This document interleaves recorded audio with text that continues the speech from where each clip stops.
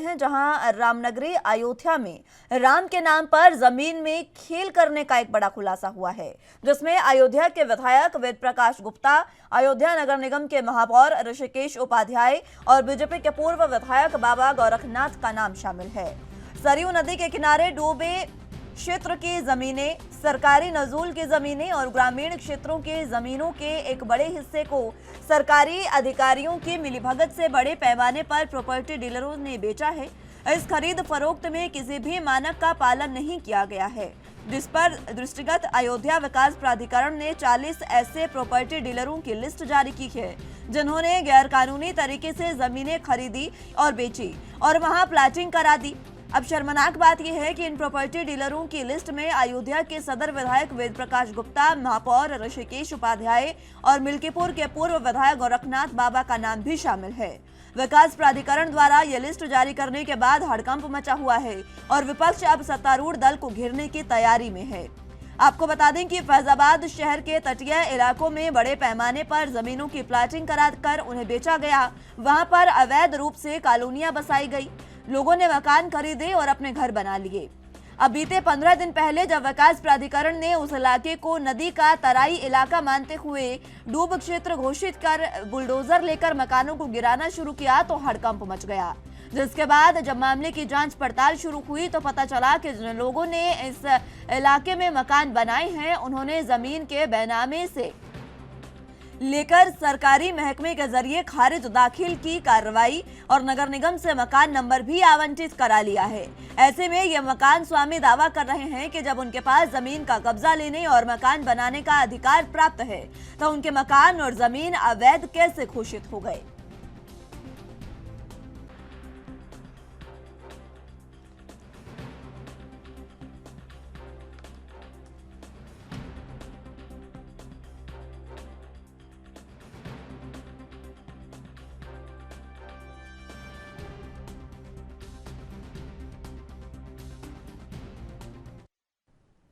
चलिए तो इसी पर चर्चा की शुरुआत कर लेते हैं। तमाम गेस्ट हमारे साथ मौजूद हैं, उनका तारुफ आपसे करवा देते हैं। अशोक पांडे जी प्रदेश प्रवक्ता बीजेपी से हमारे साथ मौजूद है और अभिषेक वाजपेयी जी प्रदेश प्रवक्ता सपा से हमारे साथ मौजूद हैं। आप दोनों का बहुत स्वागत है एनबी न्यूज पर। सबसे पहले अभिषेक वाजपेयी जी, आपके पास मैं आना चाहूंगी। अब ये जो लिस्ट जारी की गई है विकास प्राधिकरण की ओर से, 40 नाम इसमें शामिल, जिसमें 3 सत्ता पार्टी की ओर से है। देखिए, सबसे बड़ी चीज ये है कि एक पुराना गाना याद आ गया है मुझे, अपनों पे करम गैरों पे सितम। तो आप समझ सकती हैं ये भारतीय जनता पार्टी अपने लोगों को बचाती है और हमेशा से दूसरों को प्रताड़ित करती है। आज क्या मेयर साहब के ऊपर जो पहले भी इल्जाम लगते रहे हैं, जब आपने देखा कि राम मंदिर के भूमि विवाद को लेकर के इनका नाम सामने आया था और इनके रिश्तेदारों का नाम सामने आया था, आपने देखा कि इनके जो जितने भी विधायक हैं हर किसी का यही चरित्र है, क्योंकि जिन जनता जनार्दन ने इनको वोट दिया, इनको सिंहासन तक पहुंचाया, एमएलए बनाया, उसके बाद उसी जनता के साथ फ्रॉड कर रहे हैं। तो आप समझ सकते हैं कि यह योगी सरकार किस तरीके से आज चल रही है। अधिकारियों के भरोसे, इनके विधायकों के भरोसे जो फ्रॉड करने पे आ गए हैं, यही इनका चरित्र है जो कि जनता के सामने आ चुका है। और सबसे बड़ी चीज ये है कि वो उन लोगों के ऊपर ईडी की जांच इन लोगों के ऊपर कब करेंगे, या फिर मेयर साहब के घर के ऊपर जो इनके मौजूदा विधायक हैं और जो पूर्व विधायक हैं उनके घर के ऊपर बुलडोजर कब चलाएंगे। अब योगी जी को फैसला लेना होगा कि जनता के सामने दूध का दूध और पानी का पानी करे कि बुलडोजर अपने लोगों के घर के ऊपर भी चलवाएं। ठीक है, अशोक पांडे जी भी हमारे साथ मौजूद हैं। पांडे जी, अभिषेक जी कह रहे हैं कि अपनों पे करम गैरों पे सितम कर रही है पार्टी। देखिए, आपको बता दें, अभी लिस्ट हमने देखा नहीं है, आपने बताया।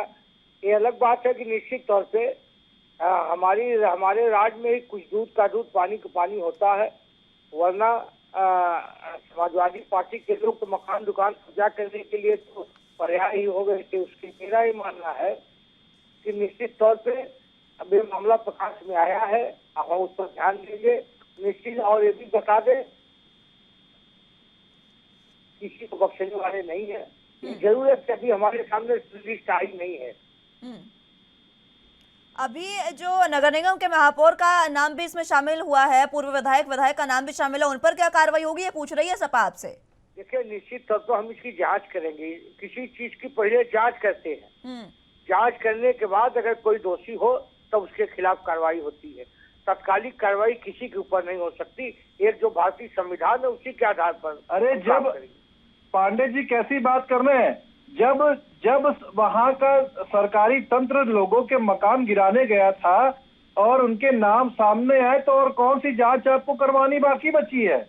आप ये कहिए कि आप जांच के नाम पे लीपा पोती करके अपने विधायकों को, अपने मेयर को और अपने पूर्व विधायकों को बचाना चाहते हैं ताकि जनता को आप इसी तरीके से धोखा दे। चलिए तो बात एक बार फिर से उत्तर प्रदेश की कर लेते हैं, जहां पर विकास प्राधिकरण की ओर से सूची जारी की गई अवैध कॉलोनियों के नाम की, जिसमें 40 नामों में से 3 नाम बीजेपी पार्टी की ओर से हैं और इसी पर चर्चा की शुरुआत एक बार फिर से कर लेते हैं। अशोक पांडे जी, आप कुछ कहना चाह रहे थे। देखिए, मेरा ये मानना है कि देखिए किसी चीज की जांच जरूरी है और ये जिस तरह की बात कर रहे हैं, इन्हीं के जमाने में ये सब अब जितनी सूची और जो सूची में जो नाम है ये तो अनर्गल प्रलाप है।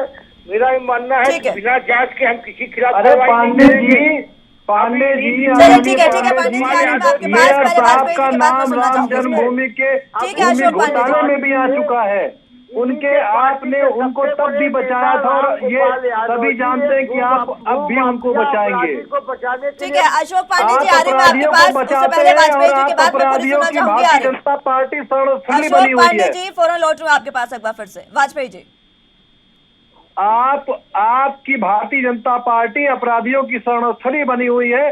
धनंजय सिंह को आपने शरण दी, आपने मेयर साहब का इतनी बार नाम आया राम जन्मभूमि घोटाले में, तब भी आपने उनको बचाया। आज इतना बड़ा घोटाला हुआ है, लोगों के साथ धोखाधड़ी हुई है, तब भी आप उनको बचाएंगे। अपने पूर्व विधायक से लेकर के मौजूदा विधायकों को भी आप बचाएंगे ताकि आप सिर्फ अपनी सरकार की छवि को बचा सके। उनके ऊपर ईडी की जांच बैठाइए। वाजपेयी जी, आपका हमारे साथ जुड़ने के लिए और चर्चा हमारे साथ करने के लिए। अशोक पांडे जी, आपके पास मैं आना चाहूंगी।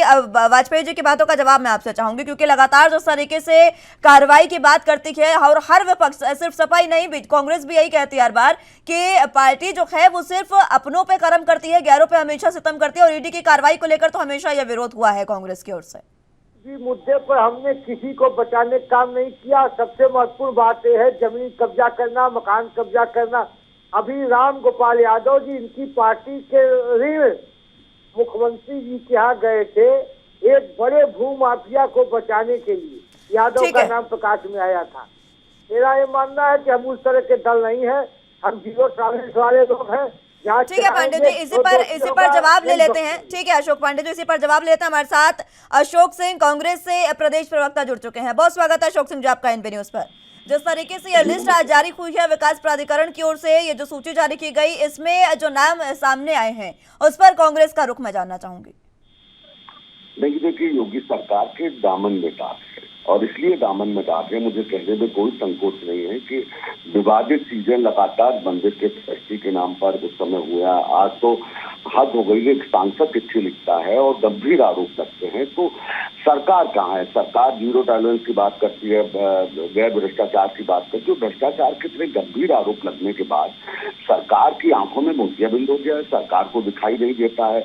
सरकार की मॉनिटरिंग क्या कर रही है, सरकार के आला अधिकारी क्या कर रहे हैं, डीएम वहां का क्या कर रहा है, एसपी वहां का क्या कर रहा है। सवाल उठता है कि मुख्यमंत्री का जो प्रयोग था, मुख्यमंत्री बड़े दावे कर सकते हैं, बड़े बड़े दावे किए गए हैं, मगर भ्रष्टाचार के जब गंभीर आरोप लगते हैं तो कांग्रेस पार्टी को कोई संकोच नहीं है कि योगी आदित्य के दामन में ये दाग है। सरकार को तत्काल इस पर जांच कराकर दोषियों के खिलाफ कार्रवाई करने। इससे पहले भी भ्रष्टाचार के आरोप लगे, मगर सरकार लीपापोती करने के अलावा कोई काम नहीं करती है।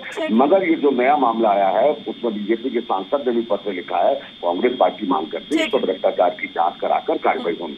ठीक है, कांग्रेस पार्टी मांग कर रही है कि भ्रष्टाचार की जांच करवाकर इस पर कार्रवाई हो। बहुत बहुत शुक्रिया अशोक पांडे जी और अशोक सिंह जी, आप